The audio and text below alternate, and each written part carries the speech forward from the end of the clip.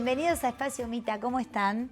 Bueno, hoy tengo el placer de estar con Pablo Jamber, él es antropólogo, así que ya se lo estoy presentando. ¿Cómo estás, Pablo? Bien, muchas gracias por Un la gusto invitación. tenerte en Espacio Mita, ¿eh? Igualmente. Con toda tu sabiduría. Bueno. Vamos a hablar de reciclaje de residuos de la Dale. industria alimenticia, ¿no? Bueno. Muy interesante. Lo primero que se me ocurre es, Sí. a ver, ¿de qué se trata un reciclaje de residuos? De tratar de aprovechar los restos que generamos de actividades productivas, industriales, del consumo, para transformarlos en una materia prima que luego vuelva otra vez a tener, digamos, como una segunda vida. Digamos, el reciclaje es la transformación de una materia en otra cosa, a través de procesos que pueden ser artesanales o industriales. Sí. En general, estamos hablando de procesos Industriales, ¿no? ¿sí? Claro. Y esos residuos yo hablo de la industria alimenticia porque Sí. es lo que nos interesa, ¿no? Ajá. Pero esos residuos de la industria alimenticia, o sea, ¿qué te dan? ¿Qué obtenés de eso cuando reciclas los residuos? Bueno, depende de lo que abarquemos con esta idea de industria alimenticia, del Sí. sector que incorporemos, ¿no? Depende del tipo de actividad involucrada. Son distintos los residuos que se generan, como descarte, como desechos, ¿no? Bien. Por eso decía, entiendo que estamos hablando básicamente de algún tipo de material orgánico, por un lado, y después fundamentalmente de restos de embalajes, ¿no? Ajá. Que pueden ser diferentes tipos de papeles, cartones, plásticos, ese tipo de ¿Y cuestiones. ese Sí. tipo de residuos es el que se obtiene, de la industria alimenticia? Serían residuos que se generan, Que se ¿no? generan. Claro, claro. Ah, bien, Sí. bien. ¿Y qué porcentaje ocupan, por ejemplo, los restos de alimento en la composición de los residuos? El mayor porcentaje. En general, digamos, en una gran división entre orgánicos e inorgánicos, Bien. que también suele llamarse como húmedos o secos, Sí. en lo que son los residuos domiciliarios, ¿no? Urbanos, los húmedos ocupan niveles superiores al 50%, ¿no? 60, 65%, Bien. etcétera. Y ya que tocaste ese Sí. tema, qué interesante. ¿Puedes explicarnos orgánicos, inorgánicos, cómo se clasifican en una casa? ¿No? Porque, bueno, la gente que nos está mirando a lo mejor no sabe cómo clasificar. Claro, Y claro. para nosotros es algo nuevo en Sí, realidad, ¿no? sí. Nunca nos enseñaron a clasificar los residuos. Estamos Bien. aprendiendo. Yo creo que los niños sí, ya tienen nivel inicial, esto de enseñarles cómo clasificarlos. Bien. Mirá, lo primero que me parece importante resaltar es que no hay una clasificación como objetiva o universal, si se quiere, ¿no? Bien. De hecho, esto que antes llamábamos reciclar y que tiene que ver con la reciclabilidad de los materiales, Sí. también es susceptible de ser algo variable, ¿no? ¿Y por qué? Si el mismo tipo de material, en relación con su composición físico-química, que se genera en un determinado lugar y en otro, no varía. Claro, lo que pasa es que quizás en un lugar se genera mucha cantidad de ese material, hay alguien que lo demanda en términos de requerirlo para ser reciclado, y en otro lugar se genera el mismo material, pero en muy pequeñas cantidades, y por ejemplo su transporte hacia el lugar donde está la industria que recicla hace que no sea viable su reciclabilidad. Entonces, viste como también hay variables de otro orden que Sí. hace a que, independientemente de que sea el mismo material, eso no reciclable, digamos, ¿no? Bien. No me quería ir de lo que preguntaste al No, principio, que era en el hogar. claro, porque tenés el tacho verde, el tacho negro, ¿no? Sí. Orgánico, inorgánico. ¿Cómo También eso, ¿no? En Sí. algunos lugares será verde, en otros tendrá otros colores, Sí. etcétera. Pero en general estas dos grandes divisiones están bastante extendidas, esto de orgánico, inorgánico o húmedos y secos, acá entre nosotros. Aunque es una novedad, digamos, ¿no? Claro, es una Porque novedad, en es general algo para había nosotros muy un solo nuevo. tacho y a todo se llama basura. Ahí también hay una diferencia Claro. en la jerga en relación a basura o residuos. Y nosotros sacábamos la basura en determinado horario antes, ¿te acordás? O sea, en general era la única pauta, la única. sacarlo en determinado horario, no en otro, y ponerlo en un determinado contenedor. Exactamente. Y, en otro. Y ahora tenés al menos 2 alternativas de contenedor, y en algunos casos días diferentes para sacar residuos distintos, o basura, por un lado, o residuos que serían los reciclables. Y esto se comenzó a hacer, es una curiosidad mía, ¿para cuidar el planeta? Mira, depende de qué estemos hablando. La actividad del reciclaje tiene muchos más años que las políticas que lo promocionan.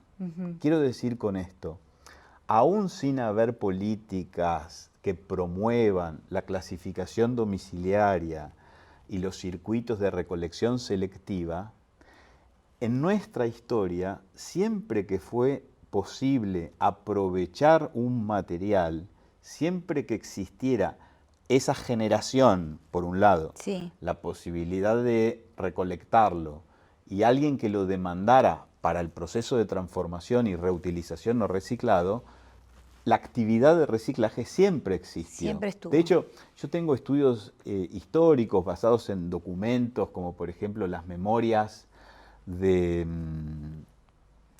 la autoridad en la ciudad de Buenos Aires, del Cabildo, etcétera, y ya había... ya había un movimiento con el reciclaje. Exactamente, y es más, te diría, mirá, muchas veces desde la autoridad pública se desalentó el reciclaje, sin ir más lejos, sin ir más lejos.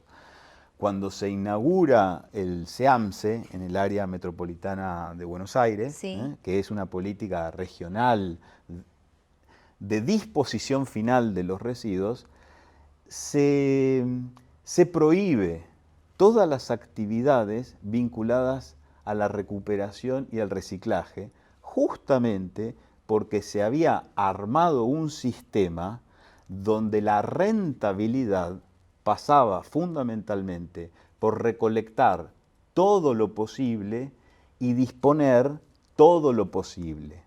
Eso implica que todo lo que tenga que ver con clasificar queda totalmente de lado, atenta claro, contra este sistema. Claro. ¿Sí? ¿Y eso por intereses o qué?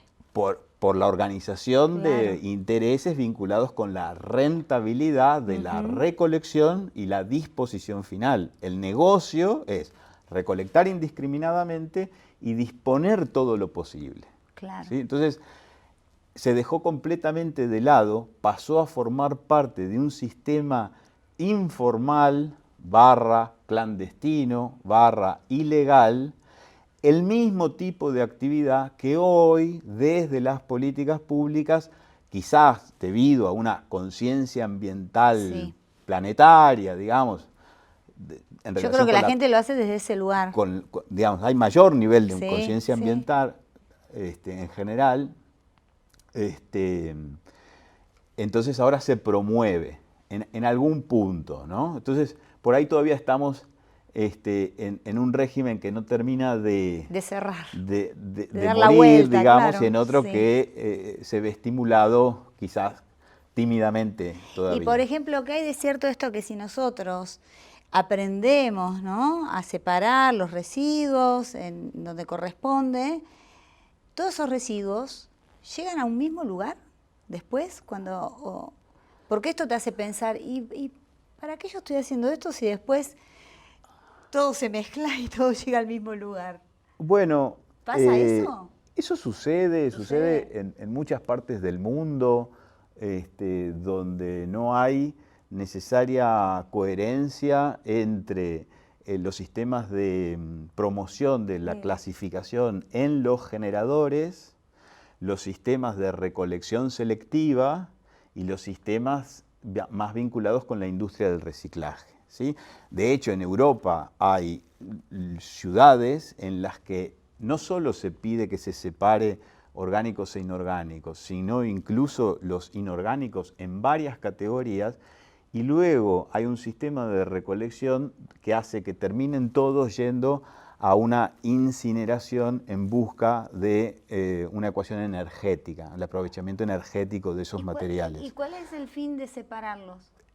Sería políticamente incorrecto no alentar esa separación hoy en día, de acuerdo a lo que veníamos hablando como una tendencia Tiene global, más que ¿no? ver con eso, ¿no? Bien, por eso decía, son alientos que todavía, aún siendo serios, son bastante tímidos y en algunos casos se siguen practicando o se practican, casi te diría, por esto que llamamos como políticamente correcto, digamos.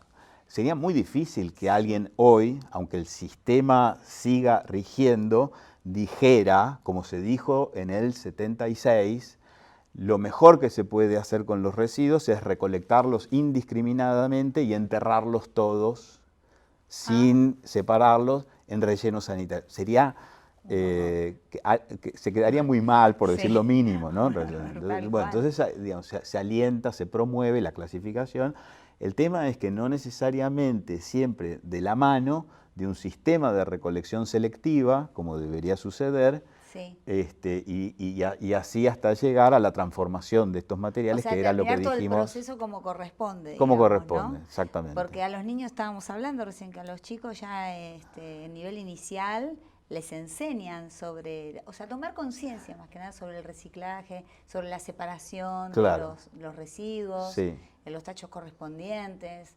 Entonces, eso me parece bueno, o sea, alentar sin sobre duda, eso está bárbaro. Totalmente, sin perder conciencia, que es casi, te diría, parte del momento inicial de una gestión integral, que no se queda necesariamente ahí, ¿no? Tal vez habría que promover al mismo tiempo que los residuos no se generen, pautas vinculadas al consumo, ¿no?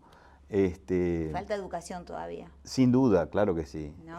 Pero educación y esto que hablábamos antes, mayor conciencia y divulgación del resto del camino vinculado a una gestión integral. Claro. Esta es la idea que está presente hoy en día, esta de la integralidad de las políticas de gestión de los residuos.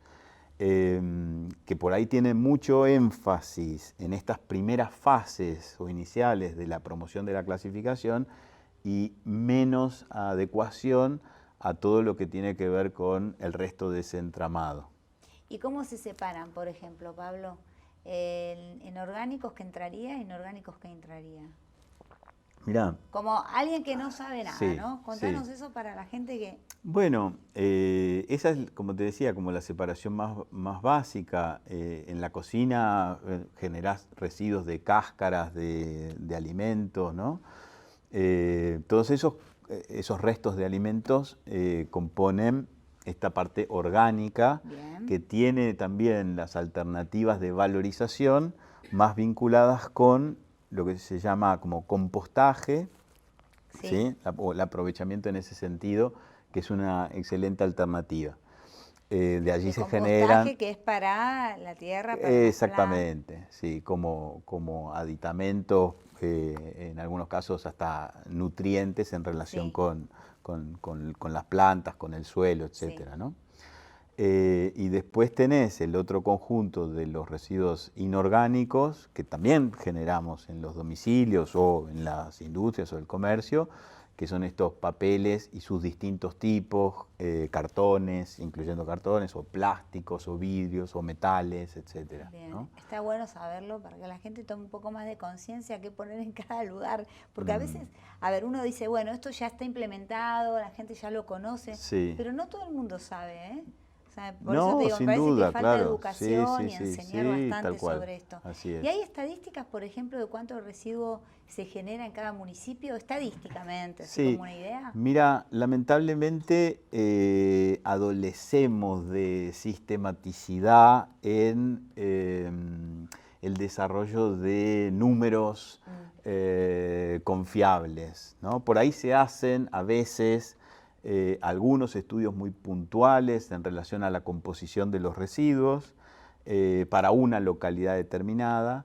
En su momento, SEAMSE publicaba estadísticas que estaban disponibles en el sitio web del organismo, donde se podían ver los datos de qué municipio había traído cuánto de residuos a descargar para la disposición final. Ahí no estamos hablando del reciclaje, estamos hablando para la disposición final. Sí, sí. Tenías por mes y finalmente varias series anuales de todos los municipios que descargaban en el SEAMSE, que como te dije es una política regional de disposición final del área metropolitana.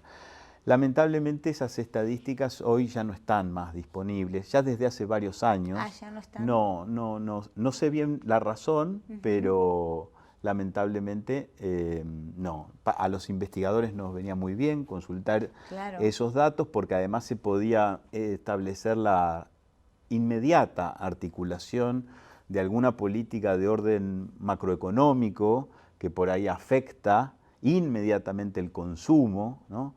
Por ejemplo, si el dólar se dispara o si se incrementa la inflación, etcétera, son cuestiones que afectan al consumo y por lo tanto también afecta a la generación de los residuos.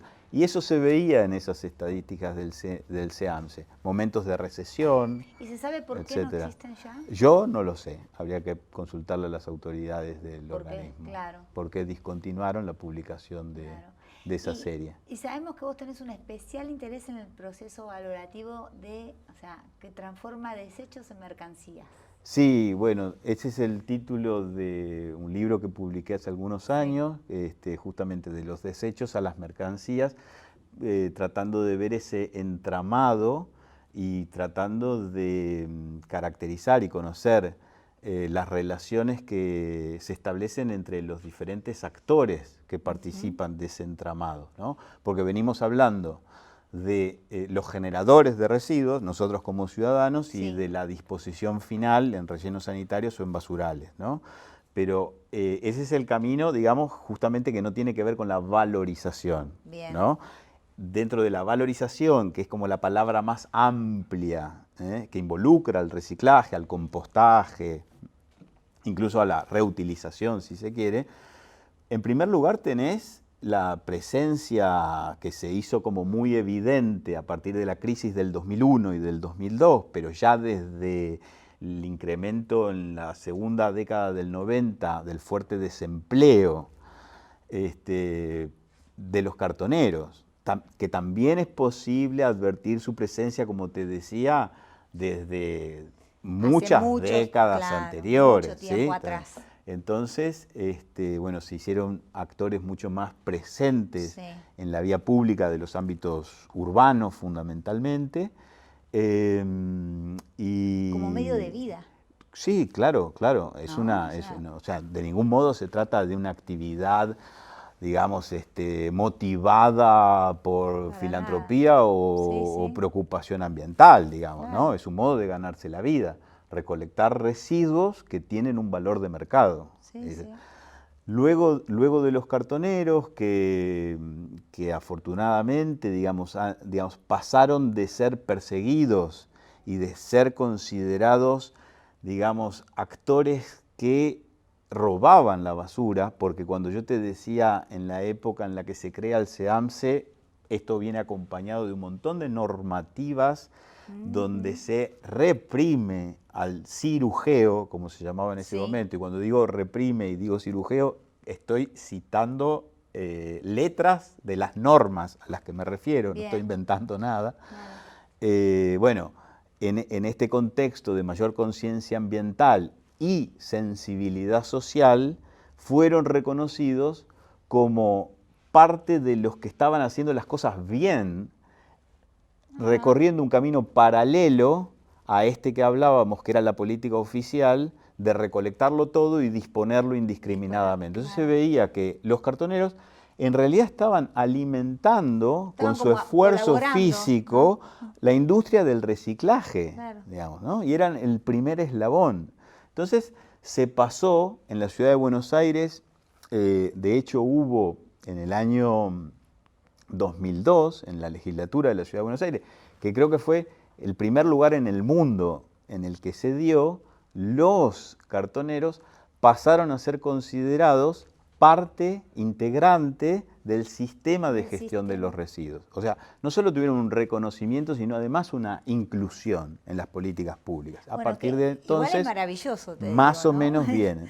Está muy Después bien. de los cartoneros tenés todo un entramado de otros actores, que son los acopiadores, también un conjunto muy heterogéneo, tenés acopiadores chicos, barriales, te diría, que en pequeños locales en general compran a los cartoneros distintos tipos de materiales. Ajá. Y después tenés actores de mayor envergadura que suelen especializarse a medida que se crece en este encadenamiento, suelen estar especializados en el trabajo exclusivo con un determinado tipo de material. Entonces, incluso ya van cambiando de nombre, ¿no? Entonces, los que están con papeles y cartones suelen ser llamados recorteros, por el recorte, los perfiles de esos restos, o plastiqueros, o chatarreros, etcétera, ¿no? Sí. Este es un actor que, digamos, todavía sigue siendo muy mal visto, todavía tiene muchos problemas en el caso en querer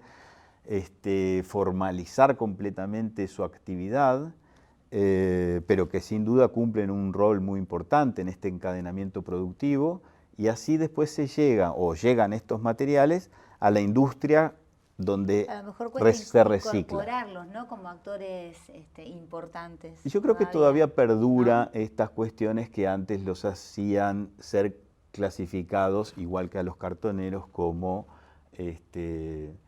informales, / ilegales. Claro, ¿no? claro. ¿Y qué opinas de la economía circular?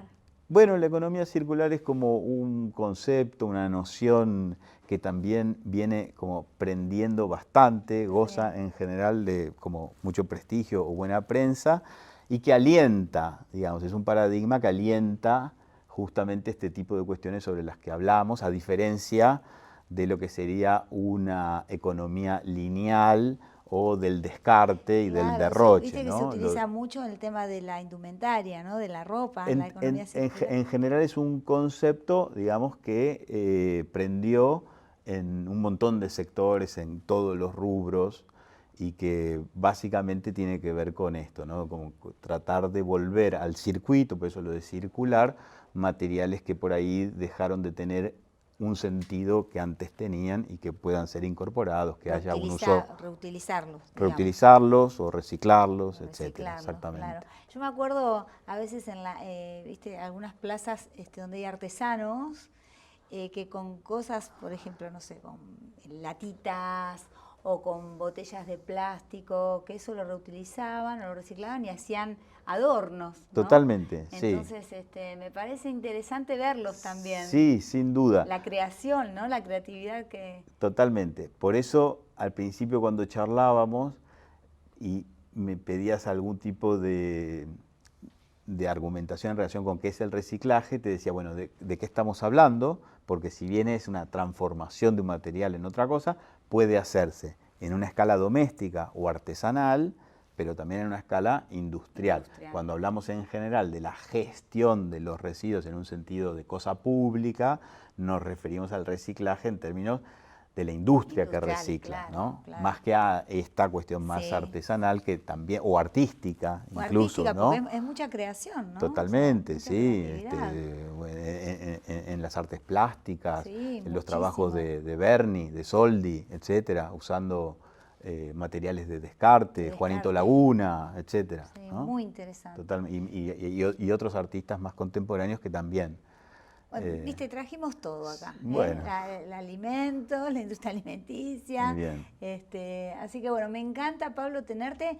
Vamos a seguir haciéndote entrevistas para seguir charlando de Un todo gusto. esto que es muy... A ver, me parece que es para tomar conciencia y para seguir enseñando, ¿no? Bueno. Y sobre todo a todas las generaciones nuevas que se vienen para aprender. Así Muy que, bien. Gracias, Pablo. Gracias a vos. Bueno, despedimos a Pablo y nos vemos en el próximo Espacio Mita. Chao.